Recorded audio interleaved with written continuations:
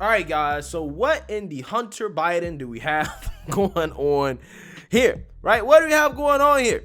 But before I get into this story, let's get a little background here. So back during the 1980s, there was a new drug on the scene that was a little bit different than cocaine, right? And this drug was called crack. Okay, it's called crack, right? And it was fueling the drug epidemic, okay, during the 1980s, during the Reagan administration, okay? And one senator, who is now president of the United States, Joseph Biden, stepped up to the plate to try to fight the so-called crack epidemic of the 1980s by advancing legislation to treat people who are strung out on this drug, and to also advance harsher sentencing laws for use of this drug. Now, fast forward to today, Biden is often criticized for his role in advancing the drug/crime bills that he did back during the 80s and the 90s. Now, specifically when it comes to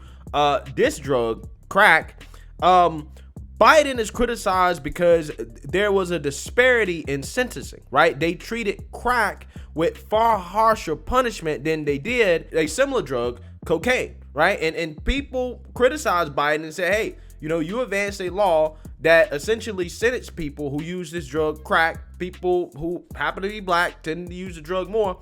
You made harsher sentences for those people than people who use cocaine, who happen to be white. Okay, that's the argument from the left. Now it seems that Biden has been listening to these people, right? He's been listening to his critics, and he is trying to rectify his actions of the past. So much so that there are now reports of the Biden administration and their plans to effectively fund with taxpayer dollars crack pipes in the name of racial equity, right? Yeah, that's right. The reports are basically saying that Biden is doing this partly for racial equity, right? Equity, okay?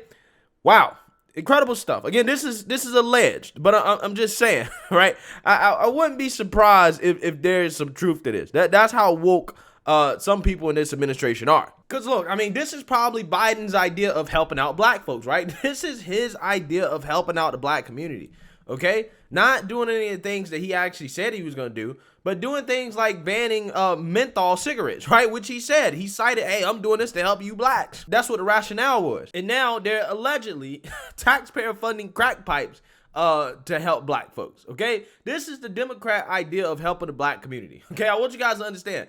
Banning menthol cigarettes and taxpayer funded crack pipes is their idea of helping out the black community. And also voting Democrat. That is what they see as helping out black folks. But before we get into this, I just want to let you guys know, if you want to support the channel, if you like what I do, you can do so with the links in the description below. You can support the Patreon, you can support the PayPal, you can support the merch. There are multiple ways that you can support this channel if you want to do so. So without further ado, let's go ahead and read here about the alleged taxpayer-funded crack pipe. Reports of a new Biden administration grant program has drawn widespread criticism for its efforts to reduce the spread of disease by providing crack pipes at taxpayer expense. The application window for the $30 million harm reduction program grant closed Monday. The 3-year grant program was funded through President Biden's American Rescue Plan, the $1.9 trillion COVID-19 relief bill pushed through by Democrats in March of last year. It specifically outlines syringes and safe smoking kits as supplies as an approved use of federal funds. Okay, guys, so immediately off the bat, right? This is the problem with these damn bills, right? This is the problem with these huge spending packages, okay? Nobody knows what's in it, right? Nobody knows what's in it because nobody reads it. And you have all these lobbyists and these people that work for these politicians, these aides, that just throw random things into this bill that, again, nobody knows what's there, right? Until all of a sudden you get some report about something crazy like this, right? So there's a program, a $30 million harm reduction grant that was a part of COVID-19 relief. What does that have to do with COVID-19 relief? Okay, I don't understand. And it specifically outlines syringes and safe smoking kits / supplies as approved use of federal funds. Okay, so again, somebody tell me, this was a part of the COVID relief packages. What does syringes and safe smoking kits / supplies have to do with the pandemic, right? Especially handing them out. What does that have to do with COVID, right? Nothing at all. But for whatever reason, this was in this legislation. Allegedly. Okay? Bruh. This is why these politicians, they're so afraid of just passing 1 to 2 page bills, right? They're so afraid of passing legislation that people will actually read, because they throw stuff like this in there, okay? That's why. Quote, the purpose of the program is to support community-based overdose prevention programs, syringe service programs, and other harm reduction services, the grant said. Funding will be used to enhance overdose and other types of prevention activities to help control the spread of infectious diseases and the consequences of such diseases for individuals with or at the risk of developing substance use disorders. A spokesman from the Department of Health and Human Services told the Washington Free Beacon, which first reported the story, that the kits in question will include smoking any illicit substance such as crystal methamphetamine or crack cocaine. Some cities have experimented with distributing smoking kits, but federal distribution of illicit smoking devices are a new and controversial step. Yeah, so some liberal cities, I think Seattle or something like that, have tried this stuff. Okay, because again, the liberal argument is that, well, if you give people a safe space to do this stuff, right? If you let them do it in a government-run facility or whatever, right? If you give them, clean supplies and materials, then, it'll help prevent the spread of disease. It'll do less harm, because the argument is that these people are going to do drugs regardless. Okay, they're going to do drugs regardless of what you do or you say or what laws are in place. They're going to do it. So if they're going to do it, they might as well do it safely under the supervision of the government. Okay, and I do think that there's some merit to that argument.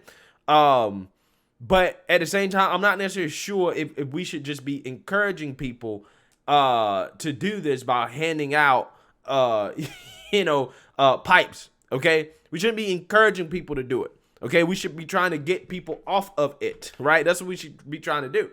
Okay, get people to stop using the drug, right? Not encouraging them to continue to use the drug. Okay, that I think is the big difference here.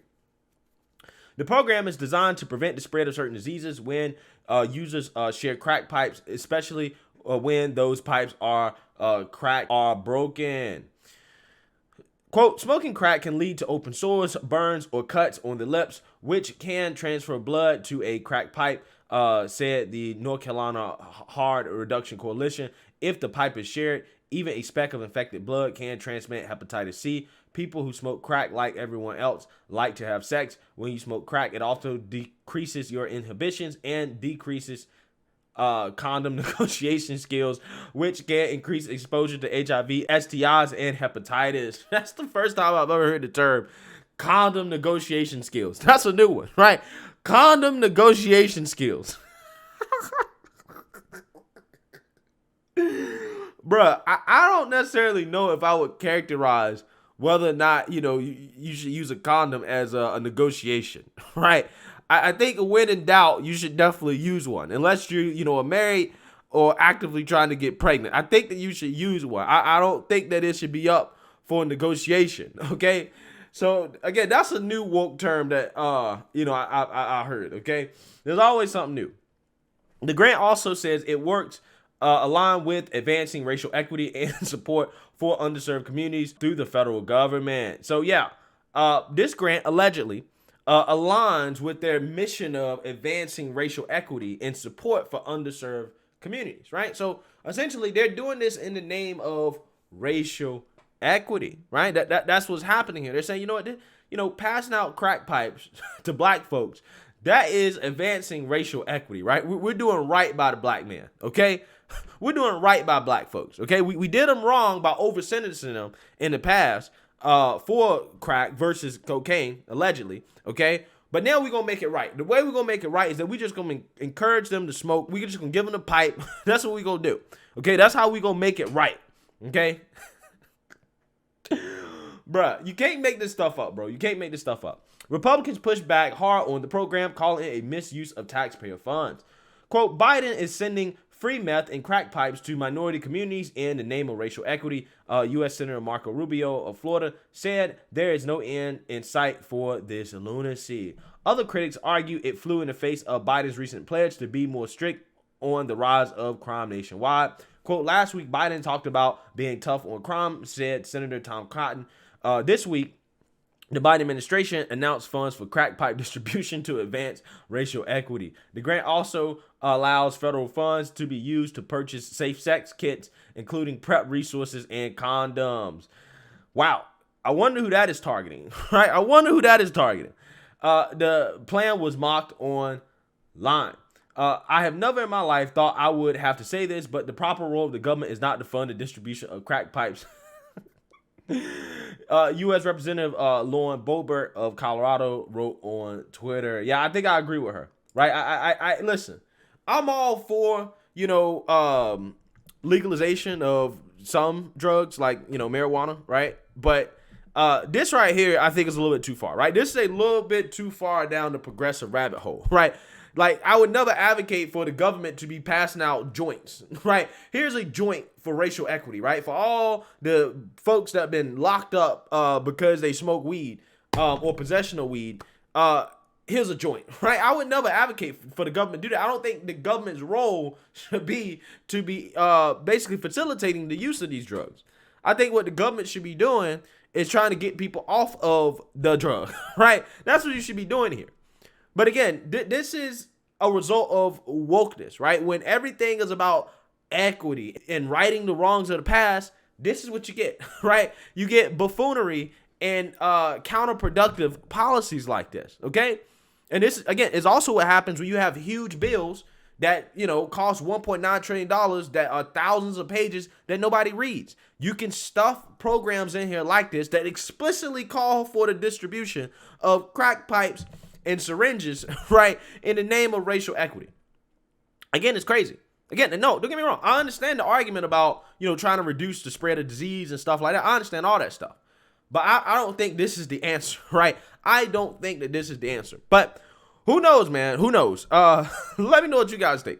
Make sure you like, comment, and subscribe. Most importantly, share a Black conservative perspective. Peace.